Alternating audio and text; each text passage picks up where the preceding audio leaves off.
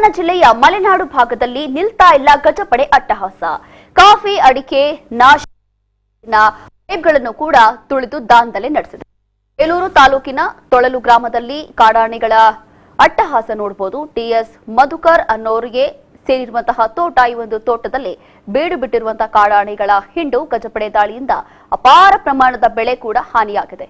ಇನ್ನು ಬೆಳೆ ಕಳೆದುಕೊಂಡು ಕಂಗಾಲಾಗಿದ್ದಂತಹ ಕಾಫಿ ಬೆಳೆಗಾರರು ಬೆಳೆ ತಿಂದು ತುಳಿದು ಎಲ್ಲವೂ ಕೂಡ ಕಾಡಾನೆಗಳು ನಾಶ ಮಾಡಿದೆ.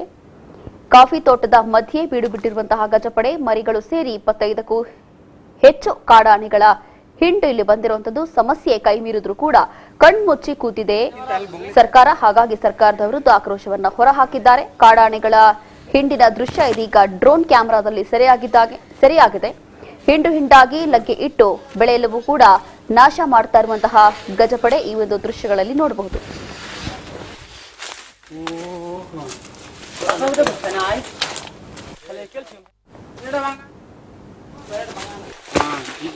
ಶಬ್ದ ಕೇಳಿದ್ರೆ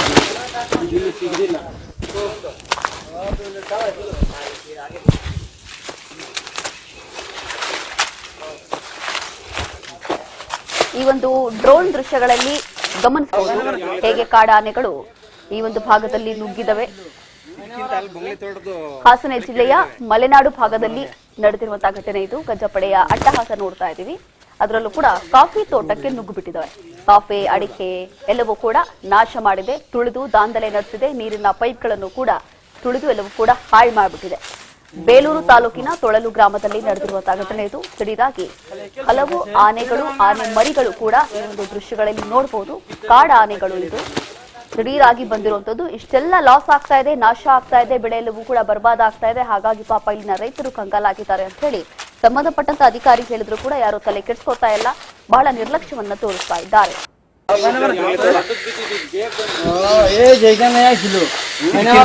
ತೋಟದ್ದು ಒಳಗೆ ಕೇಳಿದಾವೆ ದೊಡ್ಡ ಮರನೇ